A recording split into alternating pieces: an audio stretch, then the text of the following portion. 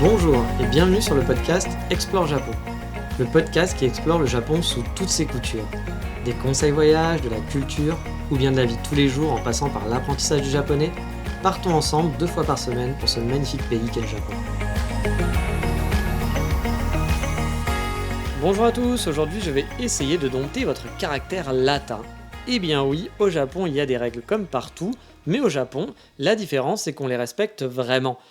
Et ça, c'est plutôt compliqué pour nous, car c'est vrai qu'on n'est plus vraiment habitué à respecter scrupuleusement les règles. Donc, ça devient difficile quand on arrive au Japon pour les Occidentaux que nous sommes. Mais avant de commencer cette émission, je voulais juste m'excuser pour le son de ce podcast et sûrement des prochains numéros. Je vous explique, en fait, j'enregistre actuellement dans un garage et il y a un frigo qui fait du bruit de fond. Je ne peux rien faire contre ça et c'est le meilleur endroit que j'ai trouvé pour enregistrer car je suis de retour en France chez ma famille. Ma sœur a bien voulu m'héberger donc voilà, c'était un petit peu compliqué pour moi de revenir en France parce que je n'avais pas de logement, j'étais parti au Japon et j'ai dû rentrer, je n'avais pas le choix. Du coup, ma sœur a eu la gentillesse de bien vouloir m'héberger. C'est une grande maison, j'ai de la chance parce que je suis confiné avec une piscine et un jardin, donc il y a vraiment pire comme condition. Je pense que certains d'entre vous aimeraient bien être dans ces conditions-là pour être en confinement. Mais le petit truc négatif du coup, c'est que j'ai pas d'endroit pour enregistrer, de pièces où il y a pas où il y a un bon son et où je vais pas déranger ma famille non plus. Donc du coup, j'ai dû aller dans le garage et c'est le seul endroit où où je peux vraiment enregistrer tranquillement sans qu'il y ait des bruits, pareil, de chiens ou de gens qui jouent dehors, parce que je suis en province, donc il y a plein de gens dehors qui profitent de leur terrasse. Et voilà, mais ma famille est là, fait du télétravail, doit parler, doit discuter, doit vivre, hein, normal. Donc du coup, c'est le seul endroit que j'ai trouvé pour pas enregistrer. Donc le petit inconvénient du frigo, je m'en excuse, j'espère que ça vous dérangera pas trop pour écouter cet épisode. Mais on va passer du coup à la suite du sujet. Donc je vous le disais, aujourd'hui on va parler de règles, car on est tous comme ça à vouloir adapter la règle, à se dire que pour nous c'est beau, qu'on peut le faire, ça craint rien, qu'on fait rien de mal, etc., que les règles c'est pour les autres. Mais ici ça marche vraiment pas comme ça au Japon. Si vous ne voulez pas qu'on vous regarde comme un malpropre, passez pour un arriéré ou bien juste si vous ne voulez pas foutre la honte aux autres étrangers vivant sur place qui ensuite seront assimilés avec une étiquette de étranger égale ne respecte rien, eh bien ce petit guide peut vous aider. Car comme je vous le disais, ici on respecte les règles à la lettre. Je vais prendre le basique par exemple. Traverser au feu vert piéton. Si le feu piéton n'est pas vert, eh bien les Japonais dans l'ensemble ne traverseront pas. Même dans une petite rue où il n'y a personne. Même s'il est 4 heures du matin et qu'il n'y a aucune voiture et que c'est une grosse avenue, eh bien c'est véridique, je l'ai expérimenté un bon nombre de fois. Eh bien, la personne ne traversera pas tant que l'indicateur piéton n'est pas passé au vert. Alors que nous, vous savez bien comment ça marche, hein. Le feu, on va le regarder au loin, mais avant, on va quand même regarder à droite, à gauche, voir s'il n'y a pas une voiture. Et s'il n'y a personne, on s'en fout, on y va, on traverse, il n'y a personne. Ça dérange personne, effectivement, sur le papier. Mais au Japon, dans l'ensemble, ça ne se fait pas. On va attendre pour traverser, on va regarder. Et on va attendre, voilà, tout simplement que ça soit vert. Les gens attendent, alors sauf dans certains endroits, par exemple à Osaka, où là-bas c'est un peu la fête du slip. C'est pour ça aussi que j'aime pas trop la ville d'Osaka personnellement. Alors, je vous dis pas que vous ne verrez pas des Japonais faire les foufous dans l'ensemble, mais les gens respectent vraiment les règles basiques. Donc attention, ici c'est pas comme chez nous en Europe, on traverse pas n'importe quand, on attend, même si les feux sont très très longs, en plus les feux piétons peuvent être très très longs à se mettre en place, mais on attend tranquillement que le feu piéton passe au vert pour traverser. Sur le papier, c'est un petit peu embêtant quand on a l'habitude de dire allez, on s'en fout, voilà, on peut traverser, c'est pas grave, mais mine de rien, c'est plus respectueux et puis ça permet aussi finalement, en fait, c'est moins stressant, en fait c'est bête, mais quand j'habitais au Japon, de pas traverser n'importe comment, de pas regarder à droite, à gauche, etc. On s'en rend pas compte, mais mine de rien, c'est un stress en moins. On attend tout simplement que la petite musique, parce qu'il y a toujours une petite musique au feu, se déclenche et on y va. On n'est pas en train d'être sur le qui-vive, en train de dire j'y vais pas, j'y vais pas. Non, on attend patiemment. On n'est pas à quelques secondes près, honnêtement. Et puis du coup, vous faites comme les Japonais le respectent, on est chez eux, autant faire la même chose. Ensuite, on va passer à une autre règle qui vous évitera de faire un AVC à un Japonais ou une Japonaise. Oubliez tout de suite de faire la bise, de serrer la main, etc. Bon, en ce moment, on vous dit attention les gestes barrières. Et là-bas, au Japon, les gestes barrières, ça fait longtemps qu'ils les ont. Ici, le contact charnel, c'est pas dans les mœurs de la maison. Et c'est super compliqué, finalement, quand vous dites au revoir à un Japonais, parce que naturellement, vous allez avoir envie de lui faire la bise ou de lui serrer la main. Ça vient un peu vraiment tout seul, naturellement. Mais il y a un nombre de fois, j'ai vu la lueur d'horreur dans les regards de mes amis quand je m'approchais vraiment un peu trop près pour dire au revoir. Bon, là aussi, hein, on généralise, il y a certains japonais qui vont vous serrer la main, ça arrive, mais dans l'ensemble, ça se fait pas trop. Et dans le doute, laissez-les faire le premier pas, parce que voilà, vous risquez de le traumatiser. Moi, j'ai vraiment vu des personnes, quand j'ai commencé à m'approcher, vraiment machinalement, j'ai vu dans leur regard, c'était waouh, qu'est-ce qui se passe, mon Dieu, qu'est-ce qu'il est en train de faire? Et c'est vrai que bah, ça vient vraiment naturellement pour nous. Et donc, il vaut mieux éviter le contact physique, ça se fait pas trop. Laissez-les faire le premier pas. Si vous voyez que le japonais vous serre la main, serrez-lui la main avec plaisir. Sinon, voilà, laissez couler. Ensuite, si vous voulez éviter de commettre un vrai gros impair, un truc vraiment à éviter, c'est éviter de planter vos baguettes dans un bol de riz. Alors oui, c'est plus pratique et ça paraît logique de mettre ces baguettes dans le riz comme ça qui vont tenir toutes droites, mais ici, c'est considéré comme totalement inconvenu car ça représente le deuil d'une personne morte. Donc on évite au mieux de faire ça au restaurant. Bien sûr, on ne vous immolera pas par le feu parce que vous l'avez fait, mais bon, encore une fois, c'est des choses qu'il vaut mieux éviter, bah, parce qu'on est chez eux et donc on respecte voilà, les façons de faire, les traditions. Donc les baguettes plantées dans le riz, on évite, on les pose à côté. Il y a souvent des reposes baguettes ou quelque chose comme ça pour les surélever, parce que ça ne se fait pas, tout simplement. Ensuite, on va partir sur un Nipra classique, mais ça fait pas de mal de revenir sur les basiques, c'est les chaussures. Vous le savez forcément, au Japon, on enlève les chaussures quand on va chez les gens. Et même, ça arrive parfois dans certains restaurants, même s'il faut dire c'est assez rare. Ça peut se faire aussi parfois dans des temples ou dans des lieux publics, mais vous inquiétez pas, dans la plupart des temps, enfin la plupart du temps, de toute façon, vous le verrez, ça sera indiqué. Et si vous voyez plein de chaussures devant une marche, pas besoin de se poser trop de questions non plus, a priori, c'est que vous devez faire de même. Chez les gens, il y a toujours une petite marche, un mini palier finalement, qui délimite l'endroit où vous pouvez marcher avec vos chaussures et là où il faut les enlever. Là aussi, il n'y a rien de bien compliqué, hein. Il faut juste ne pas l'oublier. Et de toute façon, a priori, on vous le fera remarquer si vous commencez à rentrer aux chaussures. Mais vous verrez, de toute façon, les Japonais, souvent, vont vous accueillir et auront des petits chaussons. Et du coup, là, ça va être un conseil totalement perso du type qui troue ses chaussettes en permanence. Oui, c'est moi, j'ai toujours des chaussettes trouées. J'ai des chaussettes, on dirait un clodo niveau chaussettes, c'est assez flippant. Donc, si vous allez visiter des temples ou aller chez un ami, ou même si vous allez au restaurant, n'oubliez pas, enfin, que quelqu'un va vous dire tiens, ce soir, on se fait un petit resto.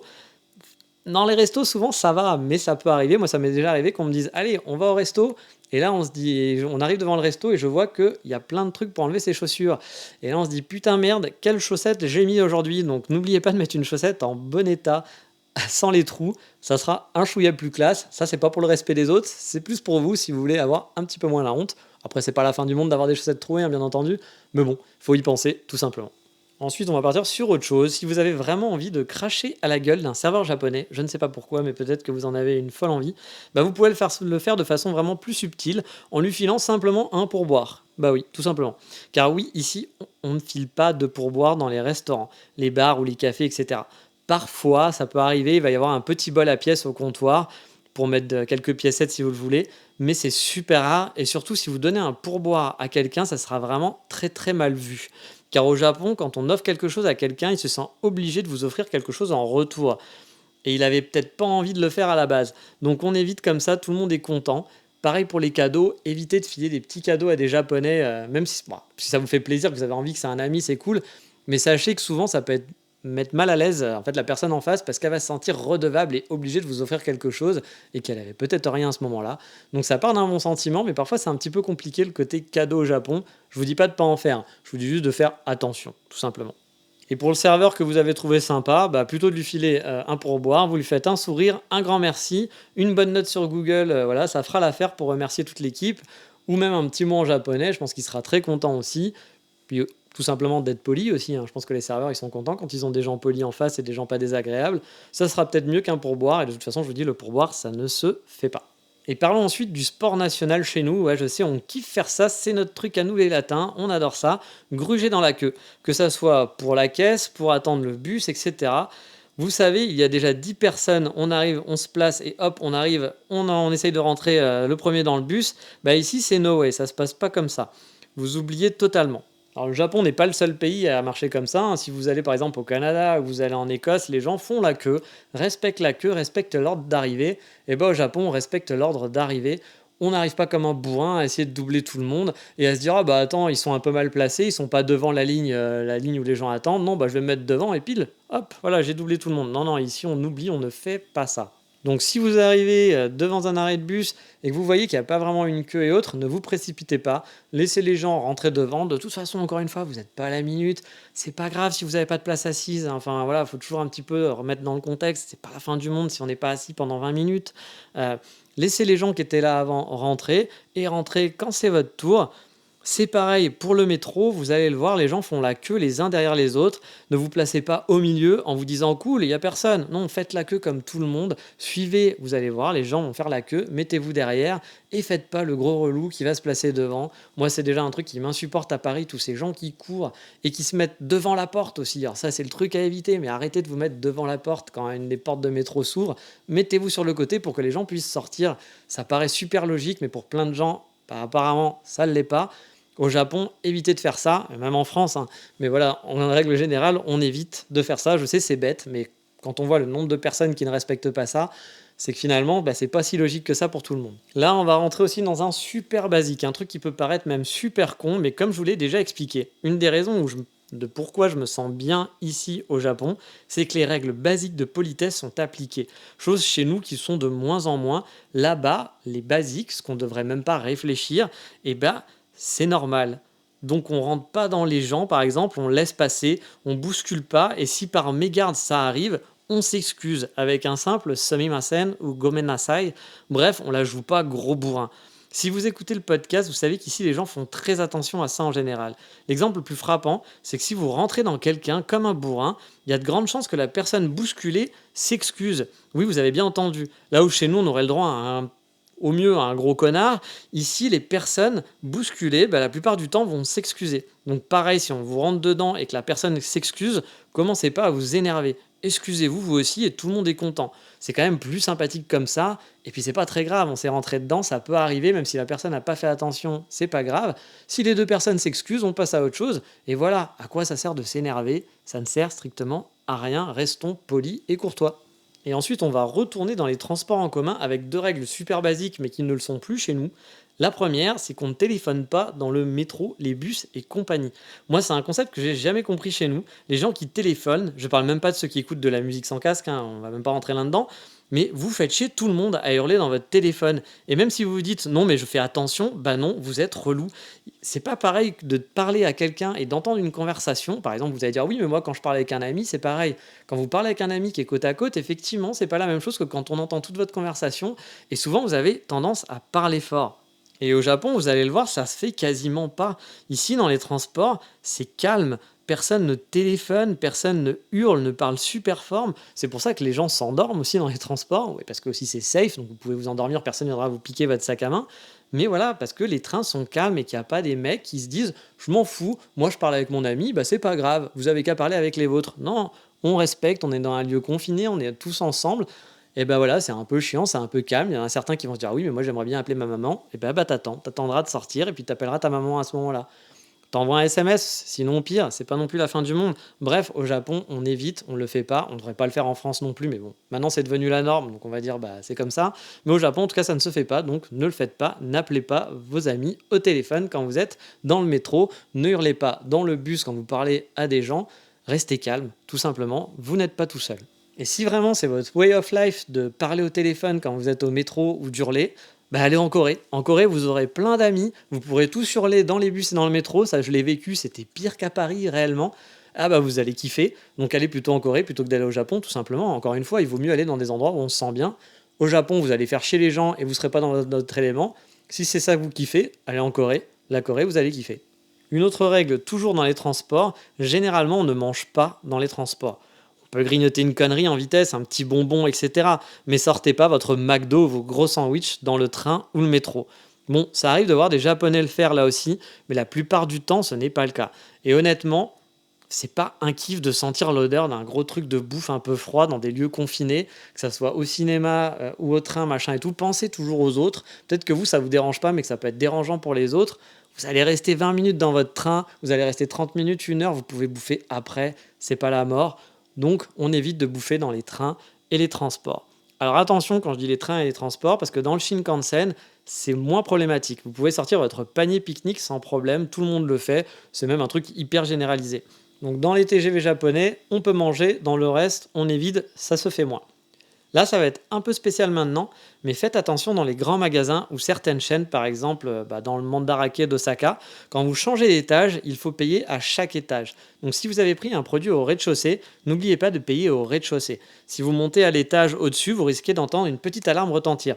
Donc c'est pas automatique, c'est pas dans tous les magasins, donc je vous dis pas que c'est ça tout le temps, hein, parce que c'est, on va dire, bah voilà, il n'y a pas de règle, mais parfois ça peut arriver. Donc je préfère vous prévenir et plutôt de se retrouver comme un con avec une alarme qui sonne. Quand vous rentrez dans un magasin et que vous voulez changer d'étage parce qu'il y a d'autres choses à l'autre étage, regardez quand même s'il n'y a pas des trucs, s'il n'y a pas un écriteau, souvent c'est écrit de toute façon, voilà, ou s'il n'y a pas des trucs anti-vol, ça évitera d'avoir tout plein de regards accusateurs qui vont tomber sur vous alors que vous n'avez rien fait, c'est juste que vous n'aviez pas fait gaffe et que vous ne savez pas qu'il fallait payer avant, donc c'est un petit truc qu'il faut toujours faire attention quand vous êtes dans certains grands magasins. Donc voilà, j'ai fini de faire mon relou, c'était des règles qui peuvent paraître basiques pour la plupart des gens, pour d'autres qui vont vous dire mais attends tu nous fais chier avec tes règles à la con. Le seul truc que je veux préciser, c'est qu'encore une fois, on est en France, vous faites comme vous voulez. Vous êtes chez vous, moi aussi je suis chez moi. Il y a des règles à respecter, il y a des règles qui changent. Ici, on est moins à cheval sur les règles, c'est comme ça. Moi aussi je m'adapte, quand je suis ici, je traverse n'importe où, je fais comme tout le monde. Mais quand on est au Japon, on s'adapte à la masse, ce que fait la population du pays où on va. Et voilà, moi les règles que je vous ai données, c'est des règles qui s'appliquent aux Japonais en général, que vous allez voir dans la rue en général. Ça ne veut pas dire que si vous ne les respectez pas, on va vous tirer dessus ou autre, vous pourrez le faire, mais c'est juste que vous serez moins respectueux par rapport aux autres gens qui vivent ici. Et aussi, vous allez donner une mauvaise image des autres étrangers qui vivent sur place, et c'est pas super cool. Alors après, vous pouvez penser qu'à vous-même et vous dire on s'en fout, hein, moi je fais ce que je veux, vous avez totalement le droit. Mais bon, si vous voulez être un minimum sympa, essayez de respecter les règles de base dans le pays où vous allez tout simplement. Après, encore une fois, hein, on fait ce qu'on veut, chacun est libre de faire ce qu'il veut. Il y a des règles à respecter. Si vous ne voulez pas les respecter, ne les respectez pas. Par contre, voilà, venez pas vous plaindre si vous avez des problèmes derrière ou s'il y a des gens qui vous regardent mal. Faut assumer après derrière. Hein, voilà. Donc voilà, cet épisode du gros relou que je suis est terminé. Mais on va passer quand même, comme d'habitude, au fameux coup de cœur du moment.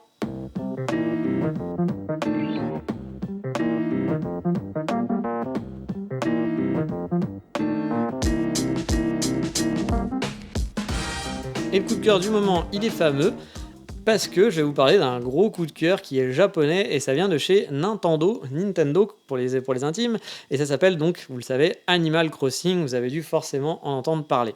Ce podcast sera sûrement publié plusieurs semaines après l'avoir enregistré comme d'habitude, mais je me suis pris Animal Crossing à sa sortie et j'y joue depuis maintenant je pense à peu près un mois, mais je ne suis pas sûr, et je suis vraiment tombé amoureux du jeu. Contrairement à beaucoup, je suis pas un gros bourrin sur Animal Crossing, c'est-à-dire qu'il y a des gens, en plus le confinement oblige, vous avez du temps, qui ont passé des heures et des heures tous les jours et qui ont du coup maintenant une île gigantesque avec tous les produits possibles et inimaginables, qu'on fait plein de trading avec des amis, etc. Moi non, moi j'y joue quelques heures de temps en temps, donc du coup mon île elle est bien, mais par rapport à tout ce que je vois sur internet, je suis encore très loin de ce qu'ont fait certains, mais je m'amuse quand même comme un petit fou. Et pour ceux qui ne connaîtraient pas, c'est un jeu qui est sur Nintendo Switch, où vous incarnez un personnage et vous allez être parachuté sur une île presque déserte et vous allez devoir la développer. C'est un genre de camp de vacances que vous allez améliorer petit à petit. Il y a plein d'activités sympathiques comme couper du bois, pêcher, planter, arroser des fleurs, améliorer et agrandir sa maison, ramener de nouveaux voisins animaux, d'où le Animal Crossing du coup. Bref, c'est un jeu qui est vraiment dans un bon esprit, qui fait du bien pendant le coronavirus et pendant le confinement. Je pense qu'ils ont vraiment eu de la chance de sortir ce jeu-là à ce moment-là, parce que c'est vraiment le jeu pour le moment. Voilà, je pense qu'on peut pas faire mieux niveau ambiance, qui est good mood, avec cette ambiance qui était un petit peu inquiétante, oppressante en ce moment. C'est le jeu parfait quand on est confiné. À la base, c'est un jeu qui joue par petites sessions chaque jour sur du long terme. Où vous allez équiper votre maison, changer votre île, changer de vêtements, acheter des nouveaux vêtements tous les jours. C'est vraiment un petit moment de détente. C'est parfait aussi pour les enfants, tout comme les grands. C'est vraiment super bien adapté, c'est facile à jouer, mais il y a aussi, si vous voulez passer énormément de temps dessus, vous pouvez, parce qu'il y a plein de missions tous les jours. Vous allez devoir dépenser de l'argent, alors du faux argent, hein, pas de l'argent, du vrai argent, du faux argent à foison pour acheter plein de choses sur votre île. Et donc du coup, si vous voulez passer des heures et des heures pour avoir plein d'argent et pour pouvoir acheter plein de trucs et finir le jeu plus rapidement, enfin il n'y a pas de fin finalement, vous allez pouvoir, en plus il y a des mises à jour qui sont régulières, il y a toujours des activités, les saisons changent, donc vous allez avoir des nouvelles choses à faire suivant les saisons, suivant les événements. Donc c'est un jeu vraiment qui va jouer sur la durée. Pour le prix, je trouve que c'est pas mal, c'est pas un jeu qui se finit en 10 heures et après on n'y touche plus quoi. Donc vraiment un gros coup de cœur pour Animal Crossing. Mais voilà, c'est fini pour aujourd'hui et le bruit du frigo, même si je pense que dans les prochains épisodes, vous risquez de l'écouter, enfin de l'entendre pendant quelques temps, je suis encore une fois désolé. Mais dans le prochain épisode, on partira aux balades au pays du thé. Mais ça sera pour la prochaine fois. Je vous dis donc à bientôt pour un prochain épisode. Ciao, mata bye bye.